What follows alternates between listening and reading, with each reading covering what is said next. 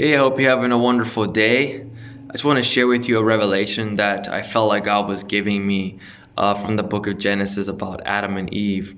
And one of the questions I was asking the Lord, I asked him, why did you make Eve from the rib of Adam? Like, why could you not use the dust of the earth? Why could you not use something else for making her, right? But why the rib? And I went through the Bible to look for other instances where like the rib was mentioned in the Bible, but according to the King James Version, it's only mentioned in this chapter, in Genesis chapter 2, when God made Eve. And then in the other translation, there's another instance where ribs are mentioned, is when Daniel had a vision of the bear with three ribs in his mouth, right?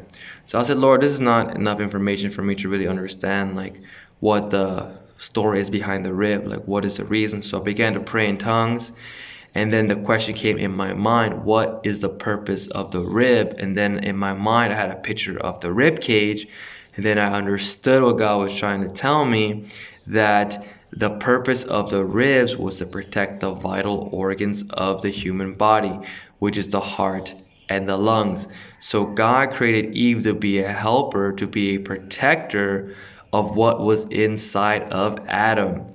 And what I mean by that is that when God gives the man a vision, right, that vision is going to be attacked. That vision is going to be tested by the enemy, right? And so that man is going to go through a lot of struggles and trials and situations. And God had given a wife to be a helper, to be a suitable helper, and the wife was to be a person of encouragement, to help that man to push through those trials, to push through those situations in life that try to hinder that man from fulfilling the purpose that God had made for him. And then in my mind, I came the story of like Dr. King, of how, he went through so much death threats. They firebombed his house. He was stabbed near the heart. He's saying that we received like death threats almost every single day. He had two young daughters, but he said, right when every time I wanted to give up fighting for the rights of black people in America, it was my wife that kept encouraging me. So just like the Lord was showing me, the rib cage was to protect the vital organs of the human body. Dr. King's wife was the one that was encouraging him, protecting the vision that God had put in his life to fight for the rights of blacks in America. And so the Lord was showing me this, that when we are married, the woman's role is to protect the man emotionally, to be an emotional support, to speak life to that man. Because in this life, when a man is given a vision to do something from God, he is going to be hit at by the devil. The devil is going to fight him, kick him, try to stop him from fulfilling the purpose of the Lord in his life. And God had given a helper to Adam, not only to procreate, but also to edify him, to encourage him through the difficulties and the stresses of life. And so we can see Eve, she failed in her mission ultimately because she listened to the devil's voice. So instead of protecting the vision that God had given to Adam to tend the garden and to keep it and to take dominion over the animals, she was being manipulated by Satan. And then she fed her husband the very fruit that she was forbidden to eat, to her husband. So Eve became the downfall of Adam. And so she stepped out of her place of influence and actually caused Adam to sin.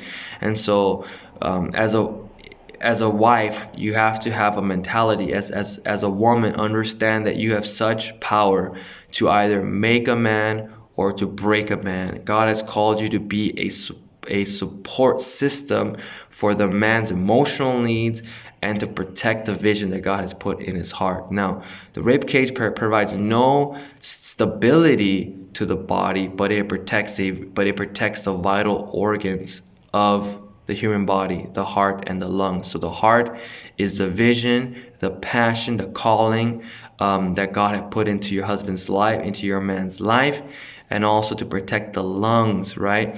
And that is to allow your husband to breathe.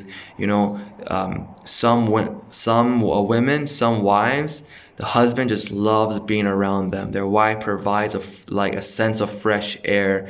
They can breathe. They come home after a hard day of work, and when they're around their wife, they feel encouragement. They feel like they can breathe. They feel like their home is a safe place. But then in some marriages, the wife just suffocates the husband with complaints and this and that and tensions, right? And so like you have a decision to make. Are you going to be that divine rib cage of encouraging that man to continue to fight the good fight of faith, or are you going to be a woman that's going to damage her husband and not provide him with the fresh air and not provide him with the encouragement? So as a woman, I want you to understand that your role is very, very, very important. We become one flesh. Your ministry to your husband is vital for his success. You can make a man or you can break a man. We look at the life of how Eve, like she caused her husband to transgress and they were kicked out of the garden.